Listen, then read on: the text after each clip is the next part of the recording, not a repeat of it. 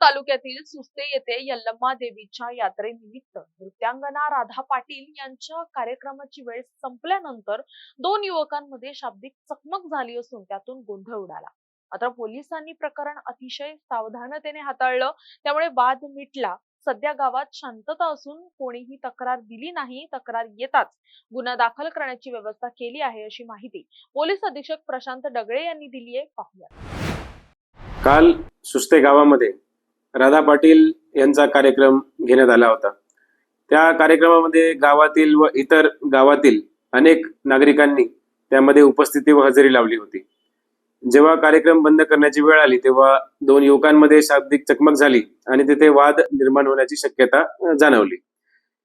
या कार्यक्रमासाठी पोलीस बंदोबस्त तैनात होता. तिथे करेक्ट टाइम वरती इंटरव्हेन्शन करून तो जो काही वाद आहे तो तिथेच थांबवला आणि जो कार्यक्रम आहे तो वेळ संपल्यामुळे तो बंद करण्यात आला. या कार्यक्रमामध्ये कायदा व सुव्यवस्थेची कुठलीही अडचण निर्माण झाली नाही आणि योग्य पद्धतीने तो जो काही वाद होता तो मिटवला गेला आणि आता कायदा व सुव्यवस्थेच्या अनुषंगाने शांतता आहे. जय हिंद. नाही, याच्यामध्ये जसं मी सांगितलं, शाब्दिक चकमक झाली होती आणि त्याच्याच अनुषंगाने अजूनपर्यंत तरी कुठल्याही फिर्यादी किंवा तक्रार आमच्याकडे नाही आहे. तक्रार येताच गुन्हा दाखल करण्याची तजवीज ठेवलेली आहे.